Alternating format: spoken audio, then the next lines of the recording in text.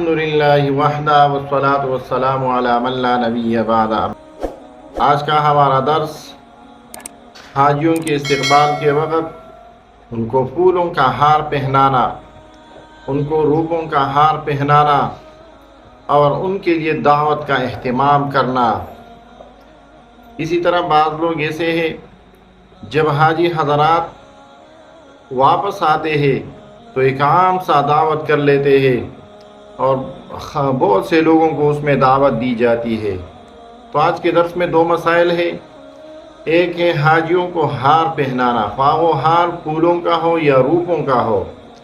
اور دوسرا یہ ہے کہ حاجیوں کے لیے دعوت کا اہتمام کرنا یا حاجیوں کے مبارکباد دینے کے لیے آنے والے مہمانوں کے لیے دعوت کا اہتمام کرنا۔ یاد رکھیے، حاجی جب حج سے واپس آتے ہیں تو اکثر لوگ ان کے لیے دعوت کرتے ہیں، یا جب آتے ہیں تو مہمانوں کے لیے دعوت کرتے ہیں۔ یہ خوشی کا موقع ہے، اس لیے یہ دعوت بنفسی ہی مباح عمل ہے اور دعوت کا کانا بھی درست ہے، بشرطے کہ دعوت اخلاص کے ساتھ ہو، اظہار التشکر کی طور پر ہو، اللہ جل شانہ کی شکر ادا کرنے کی نیت سے ہو، ریاکاری سے خالی ہو، اس دعوت میں خلاف شرع کام کا ارتکاب نہ ہو رہا ہو، اور اس دعوت کو ضروری نہ سمجھا جا رہا ہو، اور نہ اس میں اسراف ہو، تو ایسی دعوت کرنا بالکل بلا کراہت جائز ہے۔ باقی حاجیوں کی آمد کے وقت ان کے گلے میں پھولوں کا ہار ڈالنا، یہ بھی اصل میں عبادات میں سے نہیں ہے، یہ عادات میں سے ہے۔ لیکن اگر یہ عادت، رسم اور رواج بن جائے تو پھر اس سے اپنے آپ کو بچانا چاہیے۔ اسی حکم میں دعوت بھی ہے، اگر یہ دعوت ایک رسم بن جاتی ہے،